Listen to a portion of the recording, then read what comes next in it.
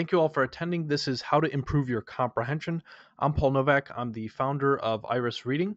And if you've been to our website, you know that a lot of what we focus on is teaching students and professionals speed reading techniques. And when we try to teach speed reading techniques, we try to place a lot of emphasis on comprehension. Why? Because a lot of other speed reading programs don't do this. A lot of programs will focus too much on the speed and not enough on the comprehension. I think all of us would agree in here, the most important thing is understanding the material that you're reading. Otherwise, it's not really reading. It would be considered skimming. So I want to talk about a number of different, some simple ways that we can improve comprehension. Now, obviously, this is just one webinar. If you're interested in a longer, more comprehensive instruction on this topic, we do have a comprehension course that you can check out on our website. But I think you'll find this webinar to have some useful tips that you can, some takeaways that you can use today and start improving your comprehension right away. So let's talk about an area where sometimes we have really, we know when we have bad comprehension, right? For example, you ever read a whole page of text and you look up like, I have no clue what I just read. And we've all had this situation where sometimes our mind wanders off while we're reading. Sometimes it's difficult to focus, especially if you do a lot of reading that's very dry, sometimes boring material, or maybe you're just doing a lot of reading, but you've got a jam-packed day. Maybe you're working while you're going to school. It can be difficult to kind of maintain our concentration to get that comprehension. But I also want to draw a distinction between comprehension and retention. There is actually a very big difference between those two. A lot of people bunch them up into one thing, your comprehension. Your comprehension is actually what you understand the moment you're actually reading it. That's why it's very difficult to measure your comprehension. Now, your retention, on the other hand, and we're doing a webinar on retention, by the way, too, but this one's going to focus on comprehension. Retention is what you remember later on. And they're two separate skills within reading that we have to train ourselves on. Comprehension is what you understand the moment you're reading it. Retention, what you remember later on. And I think all of us can agree, sometimes you have really good comprehension and then horrible retention. For example, think about the books that you read years ago, maybe when you were in high school in your English class. How many of those books do you remember the details about? So that would be a good example of, you probably, while you were reading those books, you understood them, and then the retention might not be there because years have passed. In our retention webinar, which we'll do later on, we're actually doing one of those tomorrow. And if you're registered for it, you can check it out. If you're not registered for it, go to our website or email our support team, support@Rereading, and we'll get you the registration link for that. But let's focus on comprehension here. How do we start improving it? Well, let's talk about how do we spend less time rereading material, because sometimes we read a page and we have no clue what we just read. But you ever have that situation where you're reading just one sentence? You read a sentence, didn't understand it, you read it again, you read it again. Sometimes you read that same sentence maybe 6, 7, or 8 times, and it's just not sticking. And this would be an example of going back to reread when you don't have to go back. Let me explain why. You should never go back to reread material after just one sentence. And the reason for that is sometimes you read one sentence, and the reason it doesn't make sense is because you have to read the next sentence or the rest of the paragraph. Sometimes it doesn't make any sense until you finish the paragraph. So avoid going back and rereading material if you've just read one sentence. Try to fight that urge and finish up the paragraph. Now, if you're wondering when is it a good time to reread the material, if you read a whole paragraph and you don't know what you just read, well, then you definitely want to go back and reread. But don't do it after one sentence. I like to compare this to, watching movies. You ever watch a movie that's a little confusing at the beginning? You wouldn't stop your DVD player and say, you know what, let's rewatch that scene because I didn't understand it. No, you know how movies go. Movies don't always make sense at the beginning because you have to figure it out. And maybe at the end of the movie or somewhere in the middle, you start figuring out and you have that aha moment where you something in the middle or the end explains what happened earlier. The same thing goes with reading. So don't reread a sentence, try to finish a paragraph, and then decide whether or not you want to reread the material. But that's one way you can kind of cut back on the amount of time you spend rereading material. Now, the other reason why we reread material is sometimes our brain wanders off and we lose concentration. So how do we improve our concentration? The simplest way you can do this is to use your hand as a guide. So simply placing your finger or your hand or even a pen on your page and going from left to right, line by line, is the simplest way you can improve your focus. And if you improve your focus, what's going to happen to your comprehension? Your comprehension is going to be a little higher. And actually, some people find that just using their hand or a pen to guide their eyes while they're reading gives them an instant boost in reading speed. Now, it's not going to instantly double your reading speed or triple it, but some people, they start using their hand as a guide and they notice a 20-25% increase just from doing that because they have a stronger sense of focus while they're reading. Now, I understand that you can't always use your hand. For example, if you're reading on the computer screen, it's not very practical to use your hand or a pen. We'll get into that in a moment, how to deal with that. But another big benefit of using your hand as a guide is that you can adjust your reading speed. And this is a very simple comprehension technique you can take away right now. We know the way paragraphs are typically structured: main idea and details, or a topic sentence and details. So here's what I want you to think of as a rule of thumb. While you're reading and you're using your hand to read or a pen, you go slowly on the first sentence, and then you go a little faster on the rest of the paragraph. So you slow down on the first sentence, a little faster on the rest of the paragraph. Why would you slow down on the first sentence? I think it's obvious to a lot of us. The first sentence tends to be the main idea or the topic sentence. The first sentence basically tells you, here's what I'm about to tell you in this really long paragraph. And after that first sentence, they start telling you about it.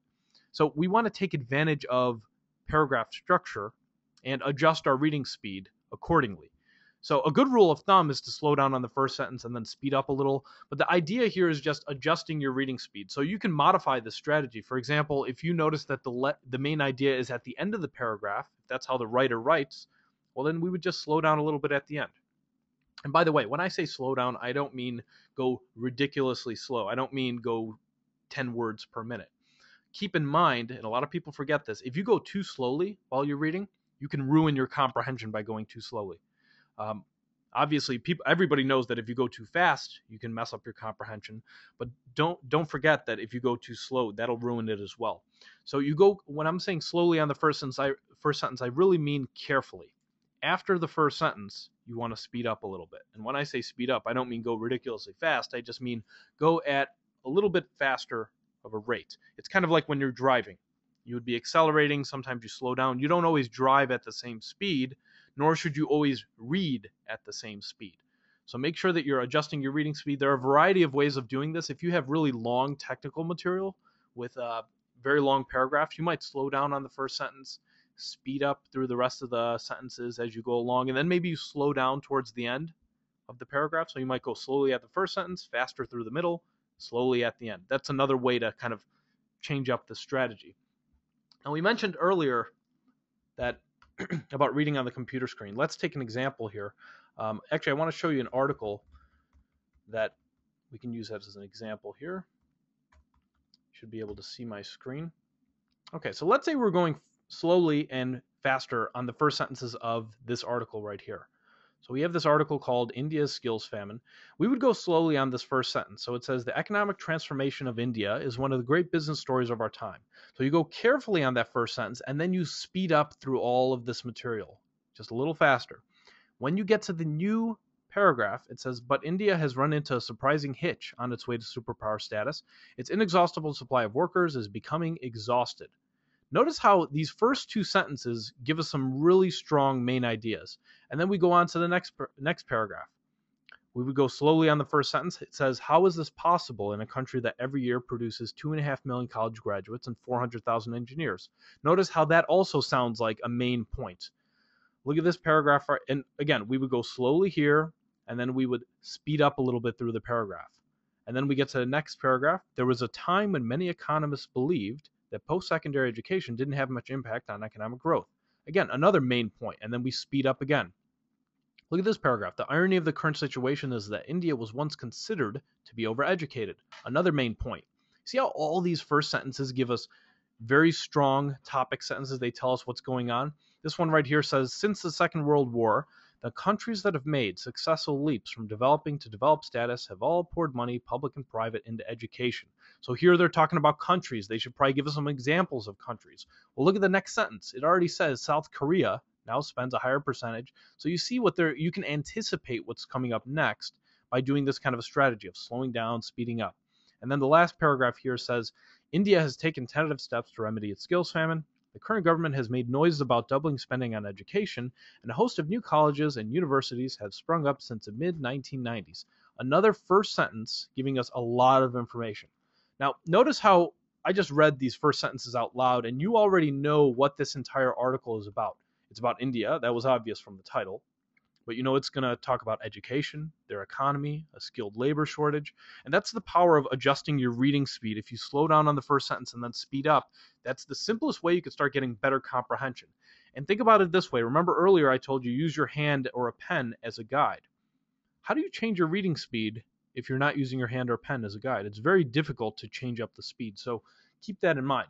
Now, earlier we mentioned reading on the computer screen. You probably don't want to be using your finger and dragging it across your screen because you don't want to mark up your screen with the grease on your finger. So what you can do is use an application that we developed called Accelerator. You can get it for free at accelerator.com. I'm going to show you really quickly how it works if you're not already familiar with it. This is what the application looks like. And you simply copy and paste text into this area. So let's take an example of some reading here from The Onion. CIA realizes it's been using black highlighters all these years. So let's say we want to read this article. What you do is you highlight this material. We start from the bottom here. We highlight all the material we want to read. And then all we got to do is we copy that text. And then we go back to the application into this text box. We're going to paste it. We click the read button at the bottom. And then in the settings, you can adjust your reading speed. So by default, it sets it at 300. But if you want to change it to something else, I'm going to keep it at 300 for now. And what I want you to focus on is the middle of the screen here. You're going to notice the words are going to blink at 300 words a minute. We're going to read this article. CIA realizes it's been using black highlighters all these years at 300 words per minute. Try to keep up. I'm going to have the words blinking on the screen at 300 words a minute. Let's try it out.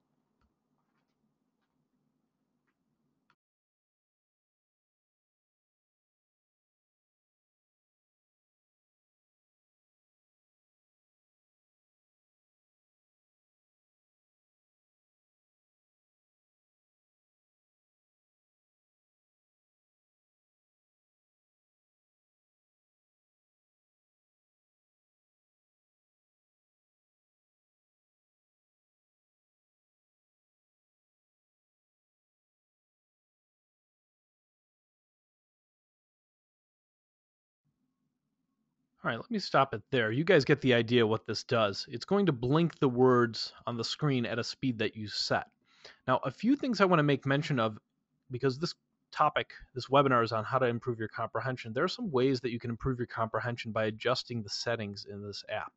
So first of all, make sure that your chunk size is at least 2 or more words. So don't do one at a time. And let me explain why. If you start increasing your reading speed, let's say we bump this up from 300 to 400. And let's say I only want to see one word at a time. I wouldn't recommend this because watch how fast it's going to go. Now, you might be able to read this, but it's going to blink very fast. Here we go. Now, that's 400 words a minute. Again, you might be able to do it if you avoid blinking, but watch how much easier it is when we do 2 words at a time. Now, it's the same speed. It's still 400 words a minute, but it's blinking 2 words at a time, so it's actually going to blink at half of the rate. Watch this now.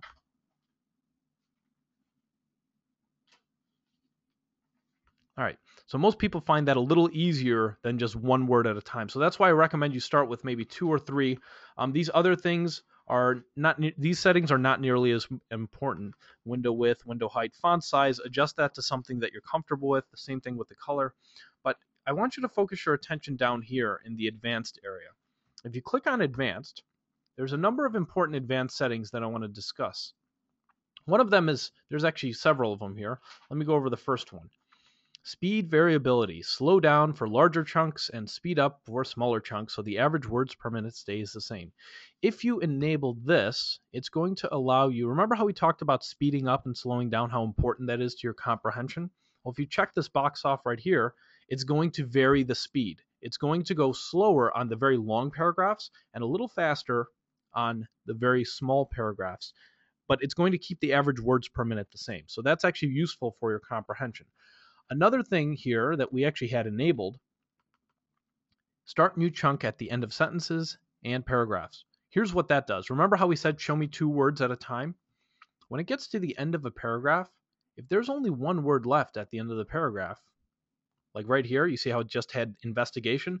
Notice how even though we had the settings for 2 words at a time, it only showed us 1 word at the end here because there was just 1 word left. If you saw the last word of the sentence and then the first word of the next sentence, that could actually cause some conflict to your comprehension. So you want to make sure that your chunk size is at maybe 2 or 3 to begin with, and you want to make sure that you have this enabled as well. That will help you with your comprehension.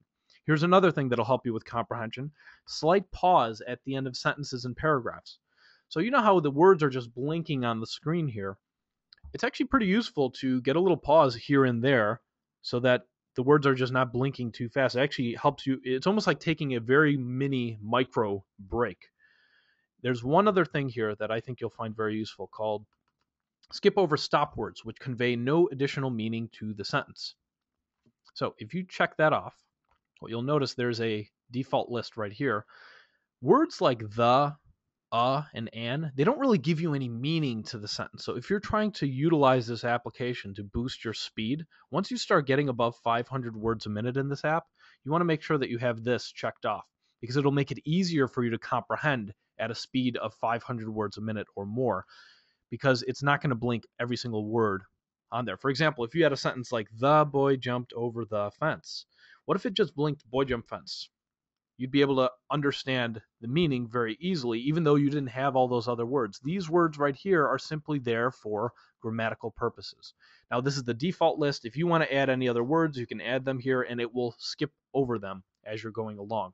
So those are some of the advanced settings. And I want to move on here because we've been talking about Accelerator. There's also a few other ways we can start improving your comprehension. Let's talk now about how news articles are structured, because news articles are structured a little bit differently. They're not structured where the first sentence is always the main idea. And also, I want you to keep in mind, if you have a newspaper nearby, or if you just go to another web page and look at some of the news articles that are out there, a lot of times the way news is written, it's written in very, very short paragraphs. So when I say short paragraphs, I mean like 2 or 3 sentences long, sometimes only 1 sentence. So remember earlier, I was telling you to try to adjust your reading speed. Slow down on the first sentence and go faster through the paragraphs. Well, that doesn't work that well on news. Why? Because if the paragraph only has 1 sentence or 2 sentences, slowing down and speeding up doesn't work all that well. The way that news articles are structured, they call it an upside down triangle. So an upside down triangle means, if you visualize what that would look like, an upside down triangle means that the most important information is going to be at the top. That's how reporters are taught to write. So you can actually use that to your advantage as a reader. If you know the most important content is at the top, the who, the what, the where, the when, the how, then the way you can adjust your reading speed is going to be a little different. I would go slowly on the first paragraph, a little faster on the second paragraph, and then even faster on the third paragraph. And essentially, I would be speeding up as I'm going down the news article. Now, why am I speeding up? Because I know I have the most important information. I'm trying to take that and run with it. And also, I can be confident that, let's say I went a little bit too fast and my comprehension was impacted. Well, at least I'm going fast on the material that is not extremely important.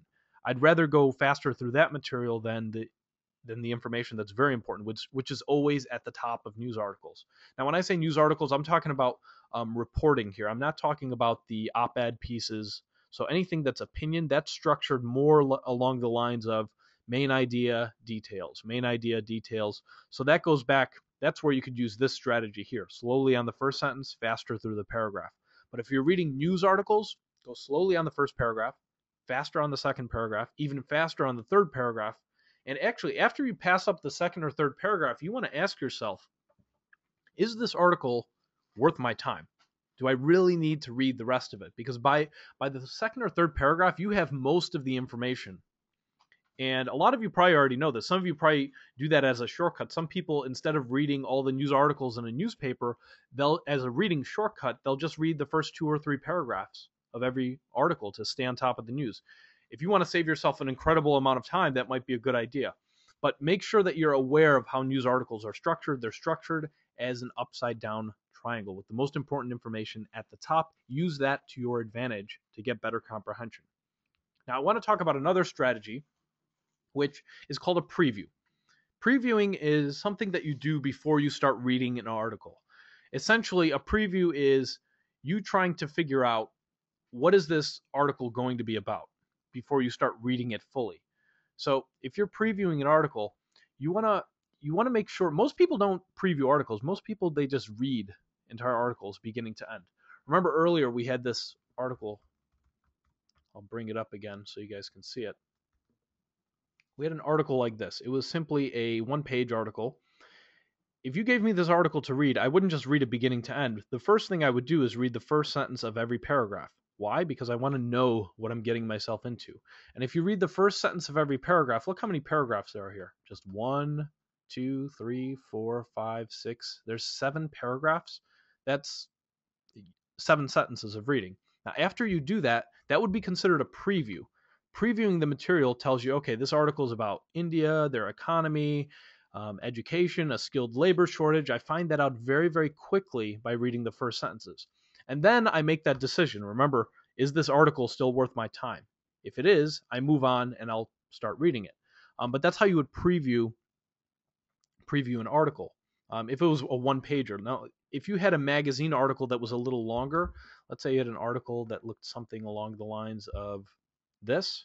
Notice how this is a 2-page article. The way I preview an article like this is very simple. I'll read the title, obviously, and then I'll read the first paragraph and I'll skip over and just read the last paragraph. Why am I reading the first and last paragraph? Because the first and last paragraph tell me an intro and a summary. That's what I'm shooting for. So if you're reading articles in magazines that have very long articles like the New Yorker, the Atlantic, Slate, the Economist, this is where a lot of those articles are structured, where they give you that intro paragraph that tells you, hey, here's what we're going to talk about in this long article. And then the last paragraph is going to give you a summary, or we're hoping for that. So the way you preview a magazine article is just first and last paragraph. Now, what about previewing a news article? Remember we said earlier, news articles are a little different from articles you might read in The Economist. The Economist articles are structured with main ideas at the beginning of paragraphs and details that follow. News articles, we already mentioned, they're structured in an upside down triangle. The way you preview a news article is actually very simple. You just read the first 1 or 2 paragraphs, and that's your preview. Remember, we said the information kind of goes in order of importance. But how do you preview a book?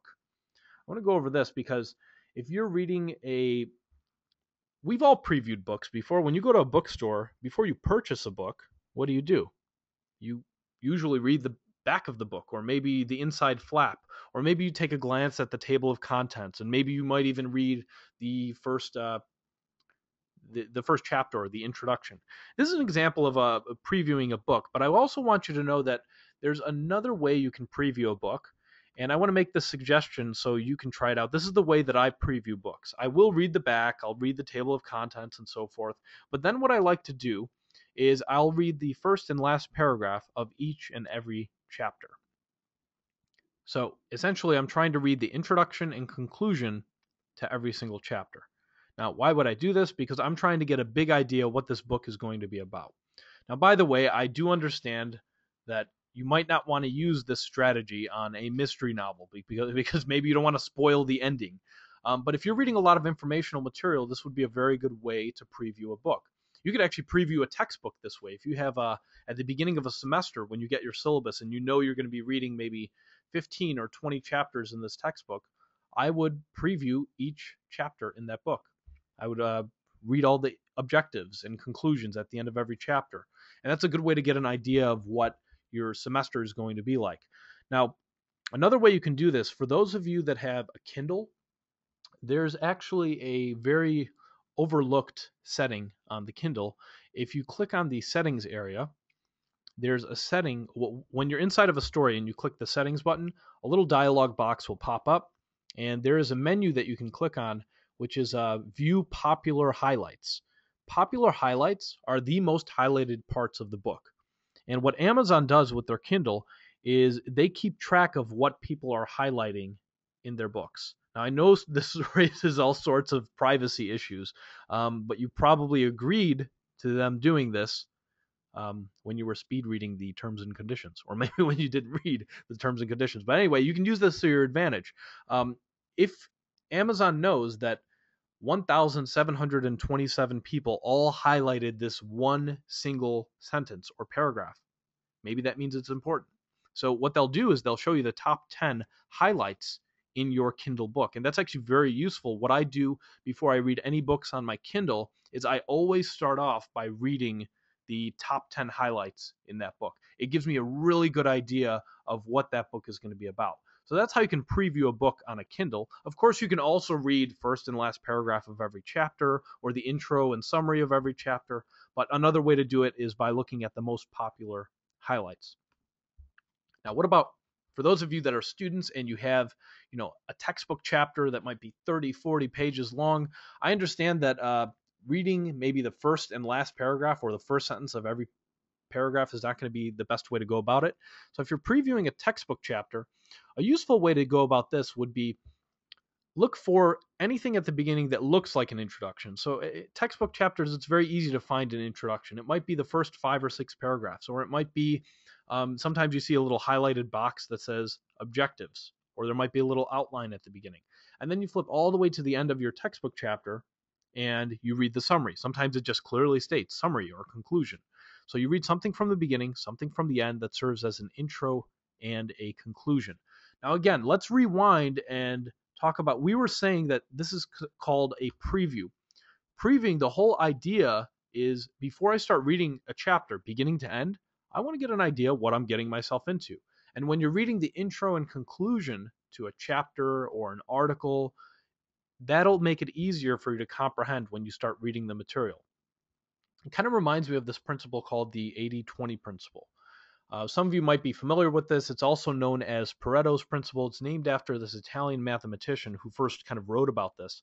And when Pareto was writing about this 80-20 principle, he made an estimate. He estimated that in Italy at the time when he was living, he said that 20% of the population had 80% of the wealth. That was his estimate.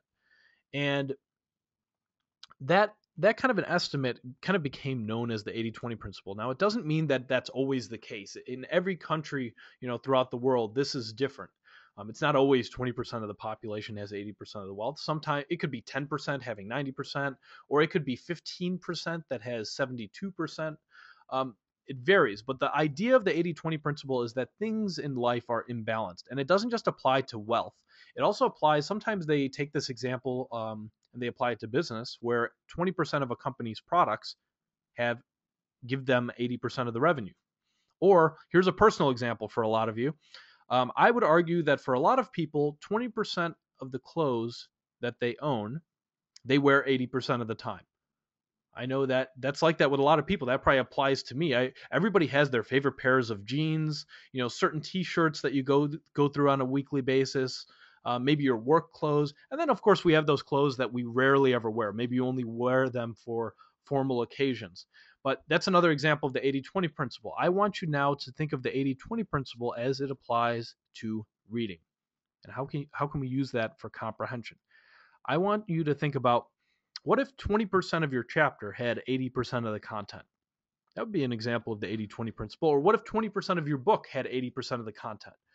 Now, when we're previewing, as we said in a textbook chapter, or in a Kindle reading the most popular highlights, or in a book, or a news article, or a magazine article, when we're previewing, that is an example of the 80-20 principle applied to reading. We're reading a very small amount of the article, or the chapter, or the book, and we're getting a lot of information. Now, unfortunately, the 80-20 principle is kind of it's not the best name because it's not always 80-20. I mean, I might read 10% of my book and get 50% of the content. That would still be an example of this 80-20 principle or Pareto's law, because I'm reading a very small portion of the material and I'm getting a disproportionate amount of information. Or you can think about it this way: how can I use 20% of my time to get 80% of the information? And that's where you would actually do the preview. Now, here's a challenge I want to issue you as far as previewing a book. This is what I like to call the book a day challenge. And the book a day challenge is try to preview a book a day for 7 days. Now, this usually takes, for most books, it'll take 10, 15, maybe 20 minutes if you have a lot of chapters. But what if you read the first and last paragraph of every chapter, or the intro and conclusion of every chapter in your book, and you did this on a book a day? Imagine how much information you can consume in 1 week. And how many of you, I want you to think about that stack of books that you have on your bookshelf. Maybe you're looking at it right now, or maybe it's at home, or that stack of books that you haven't gotten through. Take one of those books today, later on today, when you have some downtime. I like to do this in the evening before I go to bed, and read the intro and conclusion of every chapter in that book. And again, you might want to reserve. You might not want to do this on fiction or like mystery novels because you don't want to spoil the ending. But for all that informational material you have, previewing it would be a very useful way to get through all that information. And then you could figure out whether or not you still want to read that book. And if you do, maybe you can move it up or down the priority ladder. You can also do this, by the way, if you have a lot of magazines that you're trying to get through. The way you could preview an entire magazine, try doing a magazine a day. Read the first and last paragraph of every single article, maybe in The Economist, or the intro and summary of every article in The New Yorker, whatever your favorite magazine is. That's a quick way to get through all the articles in the magazine, and then you could pick and choose which articles you really want to read later on. But that is my 7-day challenge for you. This is kind of like unofficial homework for the webinar. Try doing this for 7 days. Some of you, if you actually get to 7 days, you'll turn this into a habit and you might start doing it longer than 7 days. But it's a great way to consume a lot of information, and it's utilizing that 80-20 principle. Let's build this even further because we talked about a preview, but we can actually plug this into a longer 3-step process. And we call this the multiple reading process. It all starts with a preview where you get an idea by reading maybe the intro and the conclusion. What is this article or this chapter or this book going to be about? There's a second step in this process, and it's called an overview. The overview is simply you reading maybe the headings, subheadings, boldface words, or if you don't have headings, subheadings, and boldface words, I would read the first sentence of every single paragraph. So think of it, the preview and overview. Let's say you had a 2 or 3 page article. The preview, you would read the first and last paragraph. The overview, you would read the first sentence of all the paragraphs. And then the third step is simply reading that material. Now, let's talk about how you would apply this not on an article, but what about a textbook chapter?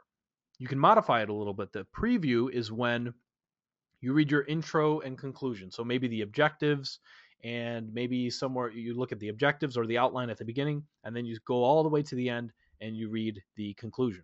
Your overview in a textbook chapter, instead of reading the first sentence of every single paragraph, that would be tedious if you have a 40-page chapter. The overview is simply flipping through the chapter and reading every heading, every subheading, every boldface word, essentially anything that pops off the page and looks important. That's what you do in the overview.